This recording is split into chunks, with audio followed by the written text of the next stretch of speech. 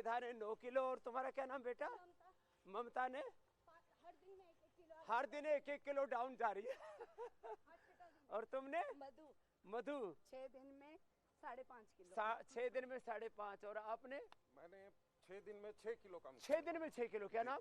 विशेष। कहाँ से हो? मैं धनबाद से हूँ बाबा। ये धनबाद से, इसने तो धन पा ही लिया आरोग्य का। और आपने? मैंने 5 किलो, मेरा पहले ही न्यूट्रल था, उसके बावजूद भी 5 किलो 5 किलो कम कर लिया। वो और ज्यादा मत कम करना। और भाई साहब आपने? राजस्थान से 4 किलो कम किया। राजस्थान से 4 दिन में 4 किलो। क्या नाम है? गोपाल। गोपाल। ये मेरे साथ जितने भी हैं 1-1 किलो कम किया है। उधर जो बाई तरफ खड़े उन्होंने भी। और ये अश्वगंधा का जो पत्ता है ना, ये भी वेट कम करता है। इसी के पत्ते खिलाते हैं आप लोगों को। रोज 4 पत्ते खाते हो ना, तो आज वाले अभी खिला देते हैं पूरा। आज वाला यहीं खा लो, एकदम फ्रेश। हाँ, ये जोरदार काम है, हाँ? ऐसे अश्वगंधा के पत्ते खाओ। हमने अश्वगंधा के ऊपर इतना रिसर्च किया है, ये हमारे डॉक्टर अनुराग यहाँ पर बैठे हैं, सब ने 1-1 दिन में 1-1 किलो, किसी ने तो 1 किलो से भी पार कर लिया। आपने कितना टोटल कम कर लिया? 30 किलो। 30 किलो कितने थे पहले? 114। 114। नाउ 82। 82 आ गए भाई 114 से। और आपने कितना कम किया गुड़िया? मैं 57 थी, 63 थी, अब 57 हो गई। 63 से 57 हो गई। हाँ? और ये वेट कम करने के लिए देखो, इधर एक तो ये ड्राई मसाज होती है, ये भी वेट कम करती है। दूसरा स्टीम देते, उससे भी वेट कम होता है। और तीसरा सूरज की धूप में बैठ जाते हैं और उसी में योगाभ्यास करते, उससे भी वेट कम होता है। मड थेरापी से भी वेट कम होता है। और ये हमारे डॉक्टर साहब तो आज वेट गो का भी डेटा लेकर के बैठे हैं। इन्होंने पहले चूहों को मोटा किया और अब चूहों को पतला करके एक साइंटिफिक डेटा क्रिएट कर दिया है कि योग के साथ साथ वेट गो से, मेदोहर से, गोधन अर्क से, अश्वगंधा के पत्तों से आप वेट कम कर सकते हो। और वेट जो है वो बहुत बड़ा खतरा है हार्ट के लिए। वेट से हार्ट की, डायबिटीज की, कैंसर तक की बीमारी। जी मेरी बहन।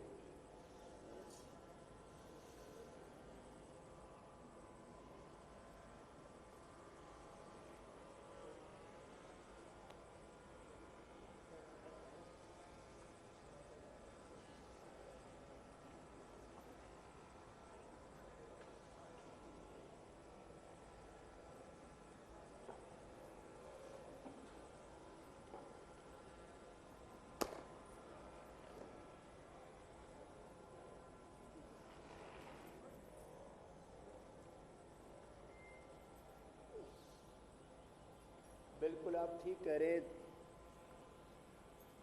10 टाइम्स 10 गुना जो है मोटापे का बढ़ना, वो भी बच्चों में, यूथ में, यंगस्टर्स में बहुत ही खतरनाक है। और आपने कहा कि जब नींव, फाउंडेशन बचपन इतना कमज़ोर होगा तो 55 तक पहुँचते उनकी हालात क्या होगी। और इससे कैंसर से लेकर के बहुत तरह के रोग बढ़ते हैं। इसलिए हम यहाँ दुनिया की आधी आबादी जो मोटापा की गिरफ्त में है, बच्चों से लेकर के, सबसे पहले बच्चों को ये अभ्यास कराएं तेजी से। त्रिकोणासन, कोणासन, पादहस्तासन, दौड़ना, सुबह सुबह बच्चों से दौड़ लगवाएं। इसलिए हमने दौड़ से शुरू किया। दौड़ लगवाएं, साइकिलिंग करें, बच्चों को खेलने दें। अभी तो खेल के मैदान ना तो स्कूलों में रहें, और कॉलोनियों के भी बुरे हाल हैं। बिल्डर्स बड़ी बड़ी बिल्डिंग खड़ी कर देते हैं, दौड़ने के मैदान होते नहीं हैं। और बरसात में तो और लोग घरों में दुबके रहते हैं। थोड़ी सी बरसात हुई, थोड़ी सी गर्मी हुई, थोड़ी सी सर्दी में घर में दुबक के बैठ जाते हैं। हमें एक ये नियम लेना पड़ेगा कि सर्दी हो या गर्मी हो, बरसात हो, आंधी हो, तूफान हो, कम से कम जॉगिंग के तो अभ्यास घर में ही खड़े खड़े दौड़ने से। जो इतना तेजी से भी न कर सके तो धीरे धीरे ही करने पड़े बुजुर्ग ऐसे। भस्त्रिका और कपालभाति ऐसे। एक तो ये अभ्यास ऐसे, एक और ये दूसरा ही ऐसे, इतना। ये 2 अभ्यास तो बाकी रस्सी कूदते हैं, अलग अलग प्रकार की कूद है, दौड़ भाग है, तैरना है, फिजिकल एक्टिविटीज बहुत जरूरी है। और जो कर सके तो सूर्य नमस्कार भी कर ले। तो आज ये मेरे साथ जितने भी भाई बहन कर रहे हैं, हाथ ऊपर तो ये सब एक एक दिन में एवरेज 1 किलो वजन कम करके सबके लिए प्रेरणा बने हुए हैं कि वजन कम किया जा सकता है योग से। और साथ में आयुर्वेद भी जुड़ जाए तो हमने चूहों पर ये पहली बार क्लिनिकल कंट्रोल ट्रायल किया कि एक ट्रेडमिल पर चूहों को दौड़ाया। ट्रेडमिल पर कैसे दौड़ाया डॉक्टर साहब चूहों को? स्वामी जी, चूहों की एक अलग से ट्रेडमिल होती है जिसपे आप उन्हें छोड़ते हैं और उनको भागने को कहते हैं। कभी कभी नहीं भागते हैं तो उन्हें छोटा सा इंडक्शन देना पड़ता है, पर भाग जाते हैं उसके पास। उसमें करंट लगा देते हैं। उनके पीछे जहाँ वो खड़े होते हैं वहाँ एक तार होता है, इसमें हल्का सा करंट आता है ताकि वो भागते रहें। हर किसी को कुछ ना कुछ प्रेरणा चाहिए होती है स्वामी जी, हर कोई एक्साइट हो जाता है। आदमी के तो पूंछ में करंट लगा नहीं सकते, चूहों के लगाते हैं स्वामी जी, पर वो बहुत हल्का होता है और वो उन्हीं को लगता है जो नहीं भाग रहे होते हैं। जो भाग रहे होते हैं उन्हें कोई दिक्कत नहीं होती। फिजिकल एक्टिविटी से तो कम होता ही है, दौड़ने से भागने से वेट कम होता है। ये साइंटिफिक ट्रायल कर लिया था, ये जो न कर सके तो कम से कम इतना तो कर सकते हैं। और फिर वेट गो का क्या परिणाम निकला? तो स्वामी जी, हमने देखा कि उन चूहों को लगभग इन चूहों को स्वामी जी हमें 9 हफ्ते लगे मोटा करने में, और उसके बाद 9 हफ्ते लगे मोटा। क्या क्या खिलाया? उनको हाई फैट डाइट खिलाई। ऐसी हाई फैट डाइट तो सुन लो, जितने भी फैट वाले हैं वो फैट बंद कर दो थोड़ी देर, और junk food, fast food, unhealthy food ये तो खाना ही नहीं है। तो हाई, फिर कितने दिन में मोटे हो गए? वो स्वामी जी 9 हफ्ते में मोटे हो गए। 9 हफ्ते में मोटे, और उनको लगभग 15 हफ्ते से ज्यादा लगा दोबारा पतला होने में। 15 हफ्ते से ज्यादा। तो धीरे धीरे कम होता है वेट। स्वामी जी वही बड़ा जिद्दी होता है, बड़ा जिद्दी। किसी किसी का तो बोले स्टक हो गया, नीचे आ ही नहीं रहा। तो तो दौड़ने का और वेट गो का दोनों का कितना असर देखा? तो स्वामी जी, हमने देखा ऐसे चूहे जो दौड़ रहे थे और ऐसे चूहे जो वेट गो खा रहे थे, और ऐसा एक और ग्रुप जो दौड़ भी रहा था और वेट गो भी खा रहा था। अच्छा, 3 ग्रुप? 3 ग्रुप थे स्वामी जी। केवल दौड़ने वाले, केवल वेट को खाने वाले, और दौड़ने और वेट को दोनों करने वाले? दोनों खाने वाले। तो स्वामी जी, जो दौड़ रहे थे और जो वेट को खा रहे थे, दोनों का इफेक्ट बराबर आया। क्या बात है, माने दोनों काम एक साथ हो गए, तो योग भी हो रहा है, आयुर्वेद भी बहुत हो रहा है। तो स्वामी जी, जो दौड़ रहे थे और जो वेट को खा रहे थे उनका इफेक्ट बराबर था, दोनों का वजन कम हुआ। पर ऐसे चूहे जो दौड़ भी रहे थे और वेट को भी खा रहे थे, उनका इफेक्ट स्वामी जी दुगना आया था। क्या तो वो अच्छी बात थी। तो आपको यहाँ वेट को भी खिला रहे और यौगिक अभ्यास भी करा रहे हैं, और साथ में डाइट कंट्रोल भी करके देखा? हाँ स्वामी जी, उनकी नहीं, उनको जो इस एक्सपेरिमेंट में वो अपना हाई फैट डाइट खाते रहे थे, वो मोटी वाली डाइट ही खा रहे थे। उनको वही था रखा हुआ कि नॉर्मल डाइट के अलावा जो ज्यादा फैट की डाइट खा रहे हैं, पर साथ साथ भाग भी रहे हैं और वेट गो भी खा रहे हैं। तो ऐसी कंडीशन में वेट गो का इफेक्ट स्वामी जी बहुत अच्छा आया था, और हमें दिखा पाए कि जो लाइपोजेनेसिस है, जिसकी वजह से फैट पैदा होता है, उसका पूरा प्रोसेस भी वेट गो स्वामी जी रेगुलेट करता है। तो ये जो फैट बढ़ने वाली जो कार्बोहाइड्रेट है, चलो फैट तो फैट को बढ़ाता है, कार्बोहाइड्रेट जो है खाते हम शुगर, हाँ स्वामी जी, चिकनाई तो नहीं खा रहे, नहीं खाते। और वो जो कार्बोहाइड्रेट है, शुगर है, ग्लूकोज है, वो फैट में कैसे कन्वर्ट हो जाता तो है? स्वामी जी, हमारा काम, हमारे शरीर में ऐसे कुछ होते हैं प्रोसेस जो कार्बोहाइड्रेट को फैट में कन्वर्ट करता है, जिसको कहते हैं लाइपोजेनेसिस। कार्बोहाइड्रेट ही फैट बन जाता है। जानवर भी तो कार्बोहाइड्रेट ही खाते हैं, साग सब्जियां, भूसा, चारा, उसमें कार्बोहाइड्रेट होता है, और उससे क्या बना लेते हैं? फैट बना लेते हैं, उसी से मिल्क भी बना लेते हैं। तो बॉडी में भी ये जो लाइपोजेनेसिस स्वामी जी, लाइपोजेनेसिस बोलते हैं इसको। तो स्वामी जी, लाइपोजेनेसिस के जितने भी कारक हैं, जो भी जीन्स हैं, हमने देखा स्वामी जी, उन एनिमल्स में लाइपोजेनेसिस का प्रोसेस भी स्लो हो गया था, और कुछ में तो बिल्कुल नॉर्मलाइज हो गया। तो जो योग करेंगे और साथ में वेट गो, मेदोहर, गोधन अर्क इसका प्रयोग करेंगे, और किसी को ज्यादा ही जल्दी कम करना है, स्लिम चॉइस खा लो, थोड़े दिन अनाज खाना बंद कर दो, नमक मीठा बंद कर दो। अनाज, नमक, मीठा, घी, चिकनाई, तली हुई चीजें, जंक फूड, बहुत जंग लगा लिया शरीर को जंक फूड खा खा करके। अब जंग जारी ये रखो कि योग की जंग तो जारी रखो, और जंक फूड बंद कर दो। और स्वामी जी, जो लोग मोटे होते हैं स्वामी जी, उनमें इंसुलिन का दिक्कत भी आ जाता है, इंसुलिन की सेंसिटिविटी चेंज हो जाती है। इन चूहों में भी स्वामी जी ऐसा पाया हमने, एक्सरसाइज और वेट को दोनों ने उन सेंसिटिविटी को भी नॉर्मलाइज किया। क्या जी, हाँ, उल्टे लेटो,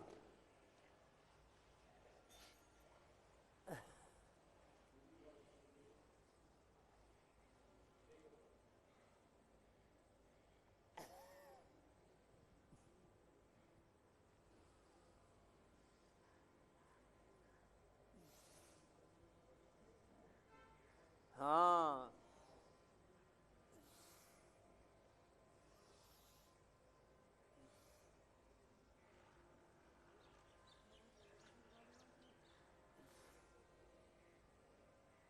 हाँ,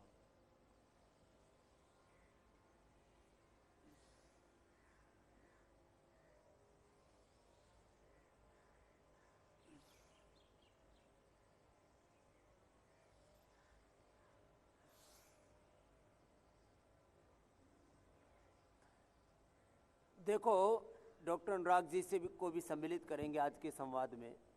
ये जो कैंसर सेल्स है ना, इनकी खुराक फैट सेल्स है, इनकी खुराक तंबाकू के, इनकी खुराक नमक, इनकी जितने भी कार्बन डाइऑक्साइड, जितने भी खराब चीज़ें, दारू बीड़ी सिगरेट शराब, जितने भी खराब आहार हैं, खराब विचार हैं, वो सब कैंसर की खुराक है। ये राक्षस है। तो ये कैंसर सेल्स ये शुगर से कैसे मल्टीपल होते हैं? तो स्वामी जी जो कैंसर और सेल्स ये हैं, फैट से तो- माने जिनको पहले से कैंसर है उनका कैंसर मोटापा से और बढ़ता है। वो फैट सेल्स को कैसे खाते हैं और ये चीनी से, शुगर से और बाकी सारी चीज़ों से कैंसर सेल्स कैसे बढ़ते हैं, उसका क्या मैकेनिज्म है डॉक्टर साहब? तो स्वामी जी कैंसर सेल्स बहुत जल्दी डिवाइड होते रहते हैं। वो 1 के 2, 2 के 4, 4 के 8 होते रहते हैं। और चूंकि उनका डिवीजन रेट बहुत ज़्यादा होता है तो उनकी रिक्वायरमेंट ज़्यादा होती है। तो शरीर का जितना पोषण है उसमें से काफ़ी वो चूस लेते हैं। और ग्लूकोज जो हमारा बेसिक फ्यूल है, वो ऐसा ईंधन है जिससे सेल आगे बढ़ती है। तो सबसे ज़्यादा रिक्वायरमेंट कैंसर सेल्स में इसलिए स्वामी जी एनर्जी की रहती है। और कार्बोहाइड्रेट और ग्लूकोज का सेवन सबसे ज़्यादा करते और हैं। फैट से कैसे बढ़ते हैं? और फैट की स्वामी जी जो लोग ओबीस होते हैं, जो लोग ज़्यादा फैटी होते हैं, उन लोगों में कैंसर होने के चांसेस इसलिए ज़्यादा बढ़ जाते हैं क्योंकि उनका मेटाबॉलिज्म स्लो हो जाता है। तो जो काम मेटाबॉलिज्म को करना चाहिए वो हो नहीं पाता। फिर कैंसर सेल्स ऐसे में अपॉर्चुनिस्टिक बन जाते हैं और मौका पे चौका मारते हैं। हाँ, मेटाबॉलिज्म कम हो जाता है और फैट सेल्स में कैंसर पैदा होने की ज़्यादा संभावना हाँ, होती है। स्वामी जी। जो फैटी सेल्स होते हैं उनमें स्वामी जी ऐसा होता है। हाँ, इसलिए मोटापा वालों को 18 गुना ज़्यादा कैंसर बढ़ने की, पहली बात तो मोटे उनको कैंसर होने की, और जिनको कैंसर हो चुका है वो यदि मोटे हैं तो उनका कैंसर और ज़्यादा बढ़ने की संभावना रहती है। इसलिए आपको कैंसर से मुक्ति पानी है तो भी जो आज हम अभ्यास बता रहे हैं और साथ में उठ करके कह रहे गोधन अर्क लो, मेदो हरवटी लो, खाली पेट 2-2 गोली, और ये 2-2 से लेके 4-4 गोली तक हम लौकी का जूस और अश्वगंधा। अश्वगंधा में कौन सा ऐसा तत्व है जो अश्वगंधा के पत्तों में, अश्वगंधा की जो जड़ है वो तो वेट बढ़ाती है, अंडर वेट का, और जो अश्वगंधा के पत्ते उनमें ऐसा कौन सा तत्व है जो वेट कम करता है? स्वामी जी उनके अंदर बिजनलॉइड्स होते हैं। बिजनलॉइड्स का काम होता है कि वो वेट को मैनेज करके रखे। हमने स्वामी जी ये भी एक्सपेरिमेंट किए थे। अश्वगंधा के पत्तों का भी स्वामी जी अच्छा हमारे पास डेटा है जो बताता है कि फैट डिपोजिशन कम होता है। जी,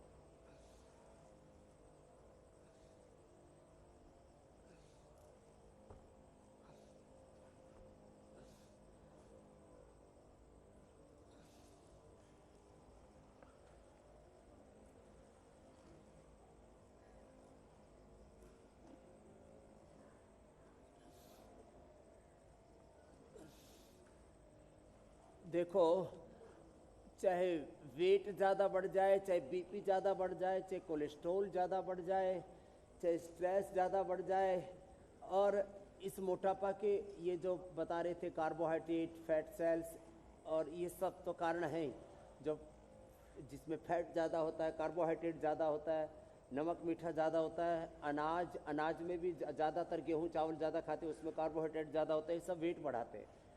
तो मर्यादा का अतिक्रमण वो सब बीमारी, महामारी, विध्वंस को जन्म देता है। इसलिए हर चीज़ मर्यादित रहनी चाहिए, और योग ये सब चीज़ों को मर्यादित करता है। समत्वम योग उच्यते है, योग हमें समता में लेके आता है। और किसी का मर्यादा का अतिक्रमण होने लगे, थायराइड पैराथायराइड का, उससे भी वेट बढ़ता है। थायराइड पैराथायराइड की गड़बड़ होने से, T3 T4 TSH के गड़बड़ होने से थायराइड के गड़बड़ होने से वेट कैसे बढ़ता है डॉक्टर साहब, हाइपो या हाइपर? तो स्वामी जी जो हमारा मास्टर ग्लैंड है पिट्यूटरी, वो ये करता है कंट्रोल, और थायराइड को अपना भेजता है सिग्नल मैनेज करने के लिए। तो जो हमारा फैट मेटाबॉलिज्म है स्वामी जी, जो कार्बोहाइड्रेट से फैट में कन्वर्जन और उसका वापस टूटना, वो ये हार्मोन कंट्रोल करते हैं। और जब ये खराब हो जाते हैं तो फिर वेट में कमी बड़ी होनी शुरू हो जाती है स्वामी जी। थायराइड के गड़बड़ होने से, थायराइड पैराथायरॉयड पिट्यूटरी ग्लैंड के गड़बड़ होने से, T3 TSH आदि का जो बैलेंस बिगड़ने से शरीर को समझ में नहीं आता मुझे कितना फैट अंदर रखना है और कितने फैट को, एक्सेस फैट को, एक्सेस जो बॉडी में कार्बोहाइड्रेट है उसको बर्न आउट करना है उसको, और इससे फिर जो है थायराइड को ठीक करना है। तो उसके लिए सर्वांगासन, हलासन, मत्स्यासन, उष्ट्रासन, ये सारे अभी हम बताने वाले हैं, सिंहासन। क्योंकि थायराइड के कारण से, जेनेटिक रीजन्स के कारण से, किसी भी कारण से मोटापा बढ़ रहा है, आज मोटापा का पूरा खात्मा करेंगे। तो थायराइड के कारण से जिनको मोटापा बढ़ रहा है उनको सर्वांगासन, हलासन, मत्स्यासन करना है। जिनको थायराइड के कारण से मोटापा बढ़ना उनको बढ़ रहा है, चलो एक बार सिंहासन करो सभी, जीवा बाहर निकाल के, और एक ये लेप्टिन जो है ना डॉक्टर साहब, ये भी गड़बड़ी करता है। तो एक तो ये सिंहासन और फिर एक उष्ट्रासन, ये भी बड़ा अच्छा है। बस बस शेरो, ये जो लेप्टिन है, ये लेप्टिन कैसे, ये जो भूख को अनियंत्रित कर देता है, बहुत ज्यादा भूख लगती है। स्वामी जी दो हार्मोन है, लेप्टिन और ग्रेलिन, इनका आपस का अनुपात तय करता है हम कब खाना रुकेंगे। तो अगर उनका अनुपात खराब हो तो मतलब हमेशा भूख लगती रहती है और हम ज़्यादा खा जाते हैं। और तो ये लेप्टिन बढ़ने से भूख ज़्यादा लगती है, घटने से? लेप्टिन के ज़्यादा बढ़ने से भूख होती है, ग्रेलिन के उल्टा लेप्टिन लेवल को भी कंट्रोल किया जा सकता है। ये स्टडी हमने 15 साल पहले की थी, मेरी बहन ज्योत्सना जी, मीनाक्षी जी, मेरे भाई अमित जी। और जब ये लेप्टिन कंट्रोल होगा, हम देखो अब हम रीजनिंग पर आ रहे, कारणकारी सिद्धांत पर आ रहे। तो योग से माने जब आप ये अभ्यास करते हैं, सितकोणासन, चक्की आसन, भुजंगासन, सर्वासन, अर्धलासन, पादवृत्तासन, चक्रकासन, तिर्यक ताड़ासन, त्रिकोणासन, कोणासन, पाद हस्तासन आदि सब हमने करके बताया। ये सब करके और आहार पर नियंत्रण ला करके सारी थेरापियाँ जो मड थेरापी कराते हैं, जो हम ग्रीन हाउस थर्मोलियन थेरापी कराते हैं, उद्वर्तन कराते हैं, बस्ती करवाते हैं, शंख प्रक्षालन करवाते हैं और उपवास आदि कराते हैं, इससे ये लेप्टिन का लेवल भी कंट्रोल होता है, थायराइड का लेवल भी कंट्रोल होता है। और जो हमारा जेनेटिक एक्सप्रेशन है, जीन्स में जो एक्सप्रेशन है, अब ये जेनेटिक कारण कैसे होता है जी? तो समझिए हमारे अंदर सब इंफॉर्मेशन डीएनए के फॉर्म में है, वो डीएनए आरएनए बनाता है, वो एक जीन्स का एक्सप्रेशन के तौर पे काम होता है। तो जैसे जैसे बीमारियां बढ़ती हैं या उनका निवारण होता है, वैसे वैसे जीन एक्सप्रेशन चेंज होते हैं स्वामी जी। तो ये जेनेटिक एक्सप्रेशन हमारा पूरा का पूरा ताना बाना, जो जीवन बॉडी का जो साइकिल है, जीवन का चक्र प्रवाह है, इसको हमारे जीन्स तय करते हैं। तो ये डीएनए, आरएनए, प्रोटीन और जीन एक्सप्रेशन, जिनको अब मोटे माता पिता हैं और बापू और माँ दोनों ही मोटे हों, तो फिर बच्चों में वो जीन्स एक्सप्रेशन उधर होगा। तो उस जीन्स एक्सप्रेशन को भी जेनेटिक कारणों से भी, जो बच्चों से लेकर के बड़ों तक बच्चों में ज़्यादा होता है। किसी के बच्चे पूरे गोल मटोल, ऐसे गोलू मोलू, नाम ही गोलू मोलू रख देते हैं। तो ऐसे जिनके गोलू मोलू है उनको भी योग करवाना, योग में बटरफ्लाई से लेकर के, बच्चों को सूर्य नमस्कार से लेकर के, और बच्चों को दौड़ाओ। जेनेटिक मोटापा भी ज्योत्सना जी, मीनाक्षी जी, अमित भाई अच्छा होता है, ये बड़ी बात है। नहीं तो लोग ये मान करके बैठ जाते हैं, अरे हम हाथी का बच्चा हाथी जैसा होगा ही, तो हमारे तो माता पिता ही दोनों तगड़े हैं, तो अब हम तो मोटे होंगे ही होंगे। तो जेनेटिक चैन को भी तोड़ा जा सकता है, चाहे मोटापा है, चाहे बीपी है, शुगर है, थायराइड है। मैं कहता हूँ 100-200 साल पहले जाकर के देखो, हमारे पूर्वजों के जीन्स में रोग नहीं योग था। हमारा जेनेटिक स्ट्रक्चर रोग से नहीं योग से जुड़ा हुआ है। तो हम ऋषियों की संतान है।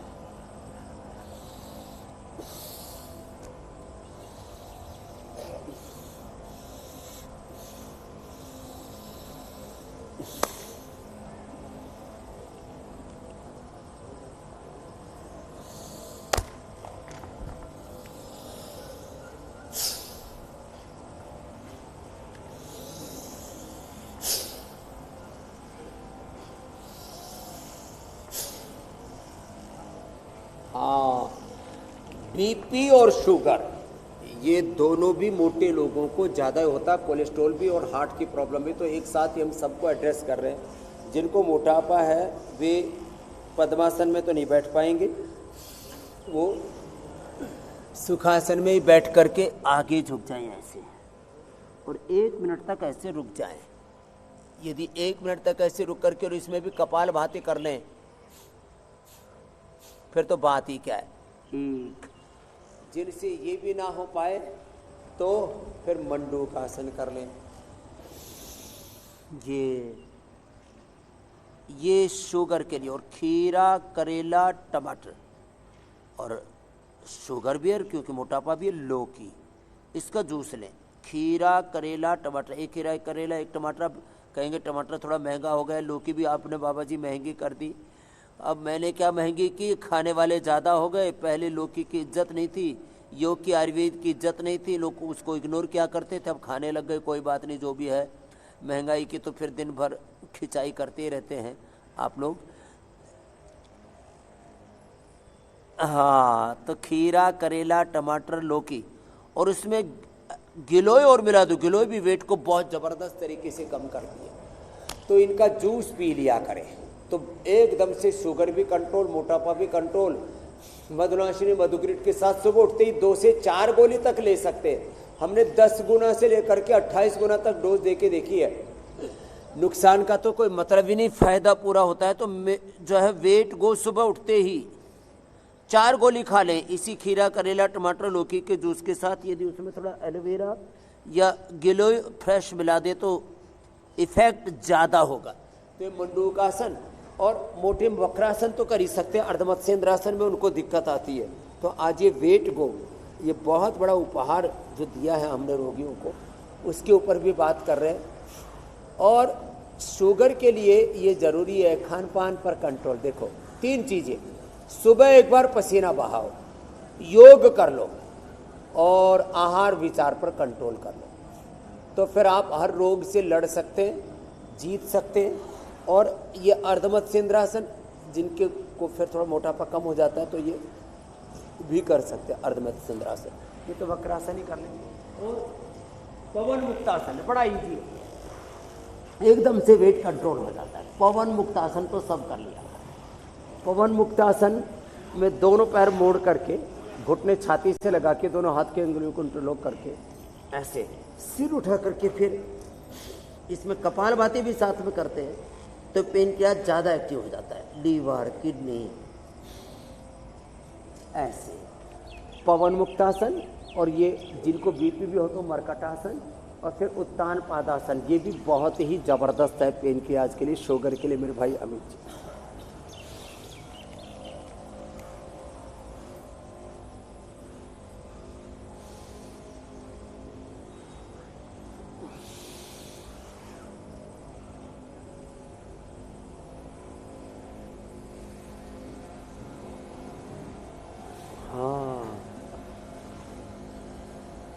इससे भी सर्द गर्म हो जाता है और कफ कोल्ड भी बढ़ जाता है। तो देखो मरकटासन ये बहुत ही ज़बरदस्त है हाइपरटेंशन के लिए, मुक्तावटी और बीपी ग्रिप। और साथ में ये गोमुखासन, सांस भी नहीं फूलेगी। और मोटे लोगों को हार्ट की भी प्रॉब्लम ज़्यादा होती है, तो हार्ट की प्रॉब्लम के लिए भी ये ज़रूरी है ये गोमुखासन।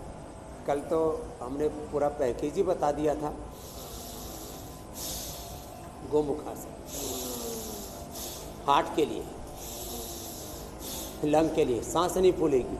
किसी को लंग के कारण से सांस फूलती है, लंग कमजोर होने से, किसी का हार्ट कमजोर होने से सांस फूलती है।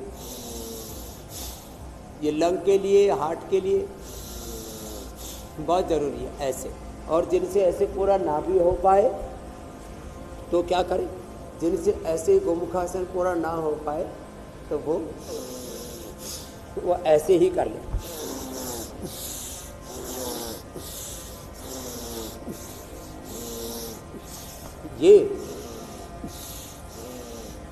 ये दूसरा अभ्यास और ये तीसरा अभ्यास।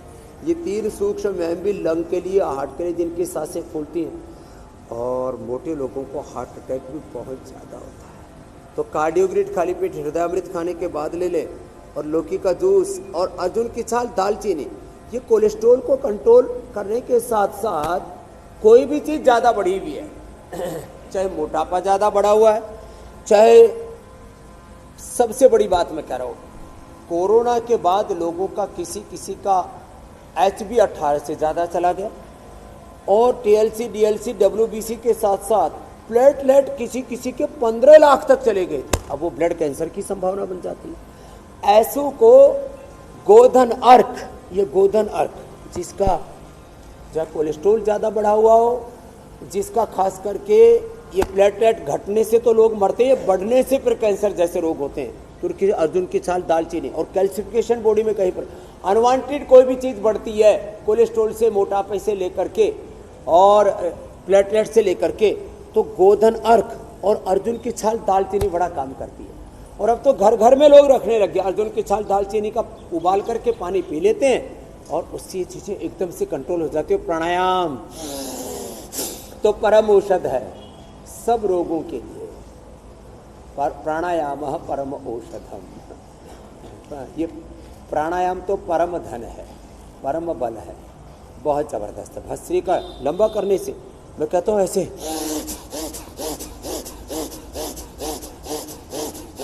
पूरा करें, जिनको बीपी हाई है, हार्ट की प्रॉब्लम है, कमजोरी है, थोड़ा धीरे कर लेना। 1 मिनट से में 5 से 10 हज़ार किलो कैलोरी एक्सपेंडिचर करते हैं। तो कैलोरी कितनी बर्न हुई, आजकल लोग घड़ी लगा के देखते हैं, लेकिन चलते फिरते हैं नहीं, हाथ में घड़ी लगा के कितने स्टेप्स हुए इसको गिनते रहते हैं। तो सुबह सुबह एक लंबा श्वास ले लो, एक लंबा श्वास एक लंबी डग से भी ज़्यादा फायदा करता है। तो जो चल नहीं पाते, घूम नहीं पाते, लंबे श्वास लेकर के ही श्वासों से अपने जीवन को साध सकते हैं। भस्त्रिका, कपालभाति, अनुलोम विलोम, ये तीनों ही आप प्राणायाम कीजिए। अब स्टेप्स गिनने की जरूरत नहीं है, हमने तो घड़ी पहनी नहीं, मैंने सुना है बड़ी महंगी आती है। कितने रुपए की आती है डॉक्टर साहब? 5,000 से शुरू होकर 30,000 रुपए तक स्वामी जी। 5,000 से शुरू होकर के 30, 40, 50,000 की मैंने सुना है। ये सैमसंग की भी आती है, हर एक कंपनियां बनाती है, 60 तक की पहुंच गई बता रहे। और उसमें देखते रहते हैं बार बार मेरे कितने स्टेप्स हो गए।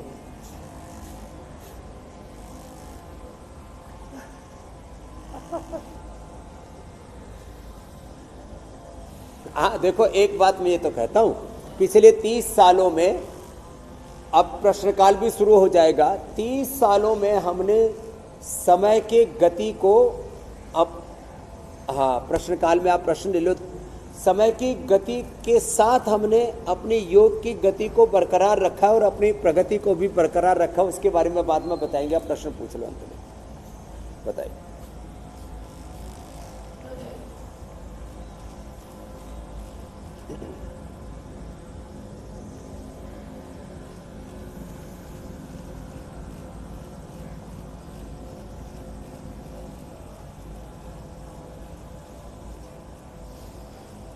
घुटने में दर्द, फ्लैट फुट, तो एक तो ये करें, और दूसरा ताड़ासन करें, और तीसरा न्यूरोग्रिट और इम्यूनोग्रिट ले लें, और थोड़ा गिलोय और एलोवेरा का पानी पिए। ये समस्या पूरी तरह से खत्म हो जाती है। समस्या कितनी बड़ी हो, तो हम यहाँ समाधान बताते हैं, और उस समाधान में योग, आयुर्वेद, नेचुरोपैथी, इतनी चीज़ें हम बताते हैं। तो सब लोग अब तो डायरी लेकर के बैठने लग गए। तो जिनको भी फ्लैट फुट की प्रॉब्लम है, जिनको घुटनों की प्रॉब्लम है, उनके लिए दोनों अभ्यास, ये और बटरफ्लाई, दोनों पैरों से एक एक पैर से ऐसे, ये भी साथ में ज़रूर कर लें। और बाएं बादे की चीज़ें ना खाएं घुट दर्द के लिए। और फ्लैट फुट के लिए ताड़ासन 100 बार तक करें। अगला प्रश्न आप ले लीजिए।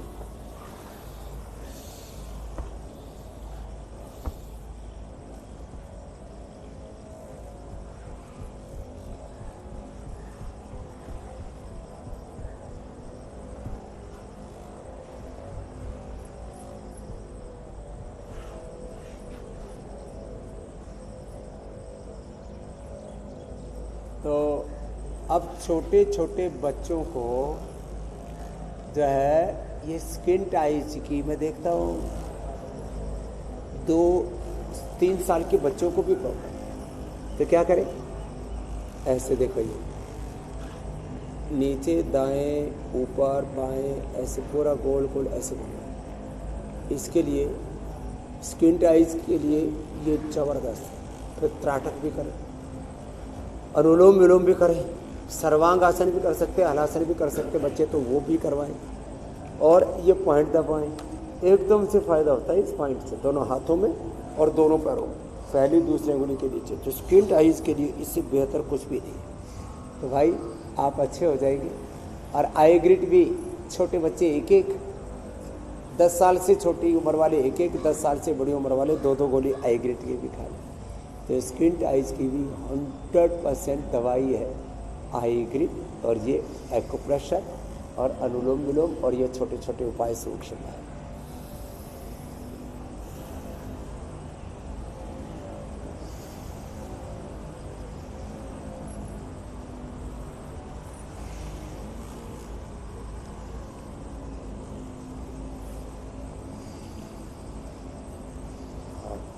हाथ पैरों की जो शून्यता है मेरे भाई दीपक जी, इसमें 3 कारण होते हैं। एक तो विटामिन B12 की कमी, तो उसके लिए मोरिंगा प्रयोग करें, न्यूट्रिला डेली एनर्जी ले लें या डेली एक्टिव ले लें, तो कोई भी किसी प्रकार के न्यूट्रिएंट्स की कमी नहीं। दूसरा ब्लड सर्कुलेशन की कमी से होता है, तो उसके लिए हाथों पैरों की सूक्ष्म व्यायाम जो बताते हैं हम उसको करें। साथ में प्राणायाम भी कर लें, भस्त्रिका, कपालभाति, अनुलोम विलोम, तो ब्लड सर्कुलेशन भी अच्छा हो जाएगा। तीसरा, वात बढ़ने से भी हाथों पैरों में शून्यता आती है, उसके लिए एक तो विशतेंदुकवटी, एक त्रयोदशांग गुग्गल, एक है अश्वशिला। तो अश्वशिला, त्रयोदशांग गुग्गल, और यदि किसी का भार कम हो तो थोड़ा अश्वगंधा शतावर भी ले लिया करें, तो उससे भी ब्लड सर्कुलेशन भी अच्छा हो जाता है, वात का भी प्रशमन हो जाता है। और बहुत ही ज़्यादा वात बढ़ा हुआ हो तो पिडानिल गोल्ड खाली पेट और खाने के बाद ऑर्थोग्रिड ले लें, तो ये सुन्नपना की दिक्कत पूरी तरह से ख़त्म हो जाती है। विशतेंदुकवटी भी इसमें अतिशय लाभ करती है, 1-1 गोली सुबह शाम ली जा सकती है, तो ब्लड सर्कुलेशन पूरा हो जाएगा, वात का प्रशमन पूरा हो जाएगा, और जितने भी पोषक तत्वों की कमी है, न्यूट्रिएंट्स की कमी है, वो भी पूर्ति हो जाएगी मोरिंगा से या डेली एक्टिव डेली एनर्जी से।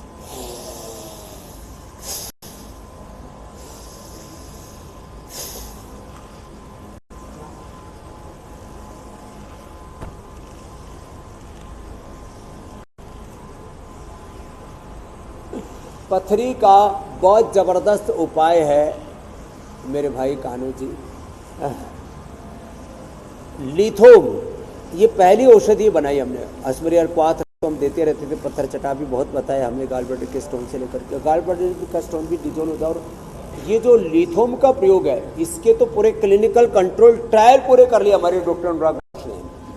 और गाल माने किडनी स्टोन से लेकर के किसी भी प्रकार के कैल्शियम से बनने वाले स्टोन के ऊपर तो तुरंत असर करता है, और जो है गाल स्टोन पर तो उस पर स्वामी जी अभी हम काम कर रहे हैं, पर किडनी वाले पे तो बहुत अच्छा रिस्पॉन्स है। तो लिथोम एक परम औषधि है, तो जिनको भी पथरी है और बार बार स्टोन फॉर्मेशन होता है, तो फिर थोड़ा गोखरू का पानी भी पिए, जौ का आटे का प्रयोग करें, जौ की राबड़ी खाएं, जौ का दलिया भी खाएं, और पानी कम से कम 2.5 से 3 लीटर जरूर।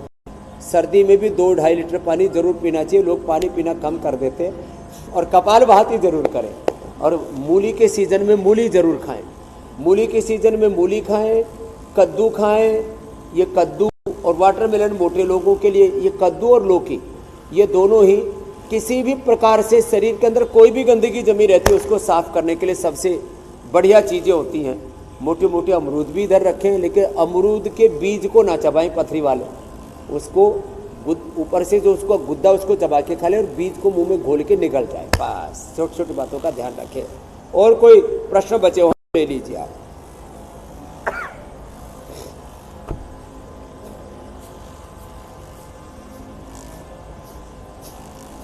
जी ओ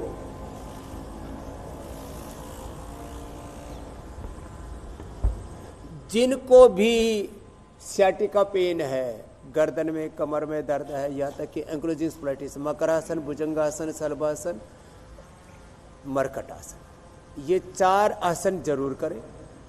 और खाली पेट पिडानिल गोल्ड खाने के बाद त्रयोदशांग चंद्रप्रभा अश्वशिला जरूर लें। 100% सैटिका का सॉल्यूशन है। बायवादी की चीज़ें ना खाएं और ज़्यादा वजन भी ना उठाएं। ये अभ्यास हम पूरा पैकेज भी कई बार बताए हैं, तो पूरा पैकेज स्पाइनल कोड का पूरा प्रोटोकॉल उसको कर लेंगे तो निश्चित रूप से आपका सैटिका अच्छा हो जाएगा। ये एक ही भाई की बात नहीं है, ये सब की बात है। तो रोज़ इंडिया टीवी फॉलो करें और हर रोग का एक योग का प्रोटोकॉल और आयुर्वेद की जो जीवनदायिनी औषधियों से लेकर के बहुत सारी होम रेमेडीज़ और अपने जीवन शैली में तब्दीली ला करके लाइफस्टाइल मॉडिफिकेशन करना है, थोड़ा राइट डायरेक्शन में अपने आप को मोड़ना है। तो फिर कैसे कोई दर्द और मर्ज रह सकता है अपने शरीर में।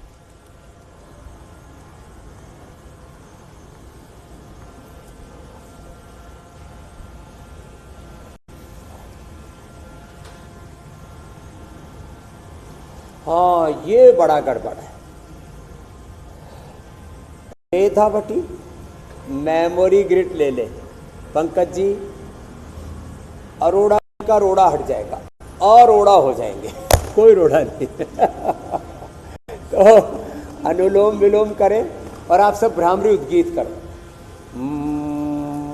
ओम मेधावटी मेमोरी ग्रिड मेधापात बादाम रोगन का नस्य और सहजता प्रसन्नता पॉजिटिविटी रखें गुरु पर, भगवान पर, अपने कर्म पर और भगवान के विधान पर, प्रारब्ध पर, भगवान की कर्मफल व्यवस्था पर, न्याय व्यवस्था पर पूर्ण आस्था विश्वास भी हमें बहुत सी चिंताओं से उभार लेता है। देखो, एक लास्ट बात मैं बोलना चाह रहा था। पिछले 30 सालों में हमने योग आयुर्वेद स्वदेशी का भारतीय शिक्षा चिकित्सा व्यवस्था की प्रतिष्ठा का सनातन धर्म का को युग धर्म बनाने के लिए इतना बड़ा पुरुषार्थ किया।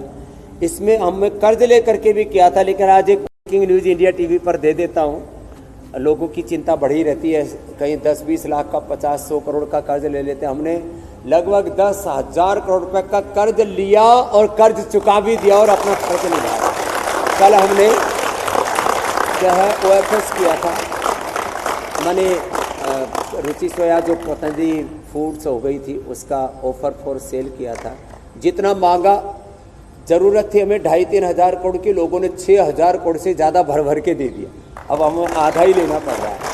तो इसलिए कहता हूँ, निर्भर रहिए, निर्भय रहिए, अपना काम करते रहिए, अपना फर्ज निभाते रहिए। कर्ज भी चुक जाएंगे, मर्ज भी पिट जाएंगे और जीवन का मर्म भी समझ में आ जाएगा। मेरी बहन मीनाक्षी जी, ज्योत्सना जी, हुसैन, अमित भाई।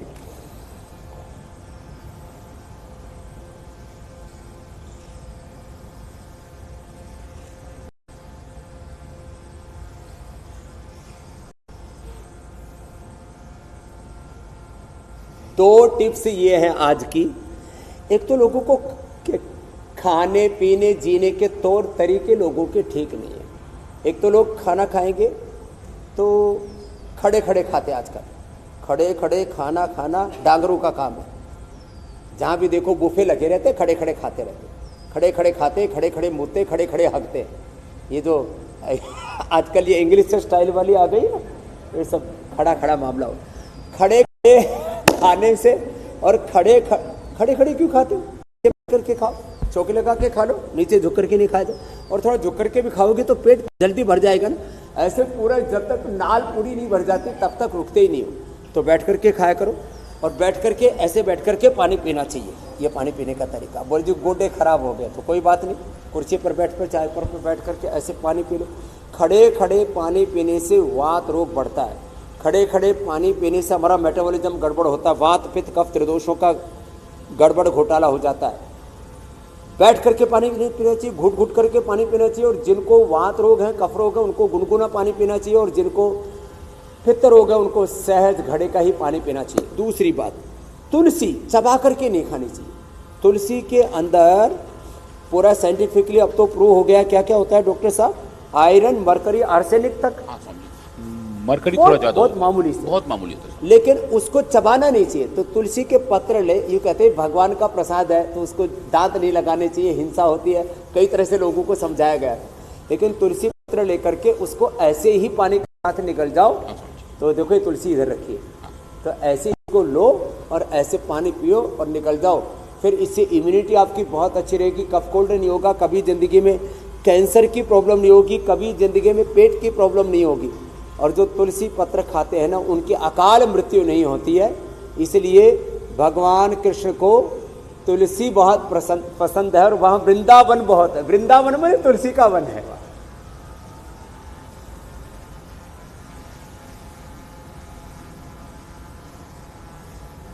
प्रणाम।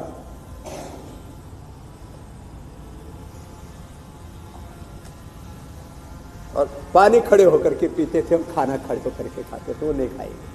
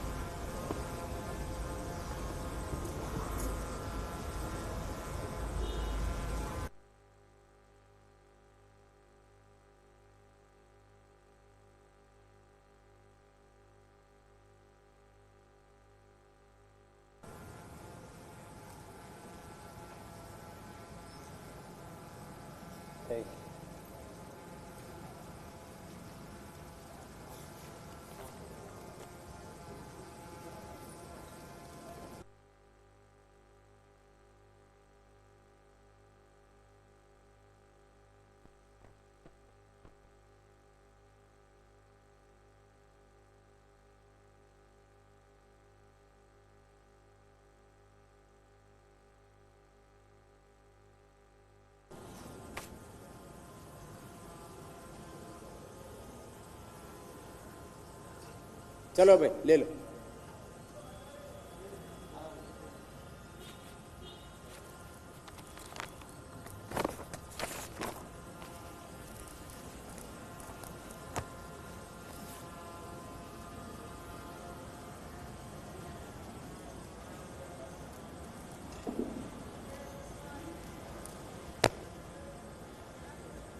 दिल्ली से लेकर के पूरे देश में, गांव हो या शहर,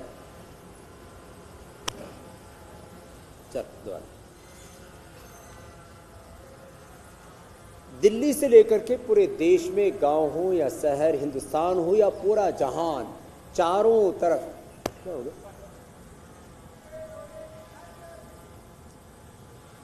दिल्ली से लेकर के पूरे देश में और हिंदुस्तान से लेकर के पूरे जहान में चारों तरफ जल प्रलय है। और मूसलाधार बारिश के बीच में बैक्टीरियल, वायरल, फंगल डिजीज के साथ चिकनगुनिया, डेंगू, मलेरिया और पेट की बीमारियों का खतरा बढ़ गया।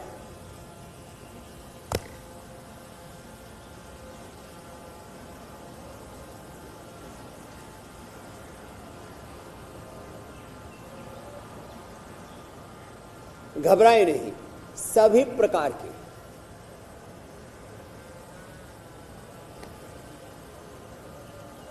घबराए नहीं। बारिश के मौसम में होने वाली हर बीमारी का समाधान मैं बताऊंगा आपको सिर्फ इंडिया टीवी पर। चलो।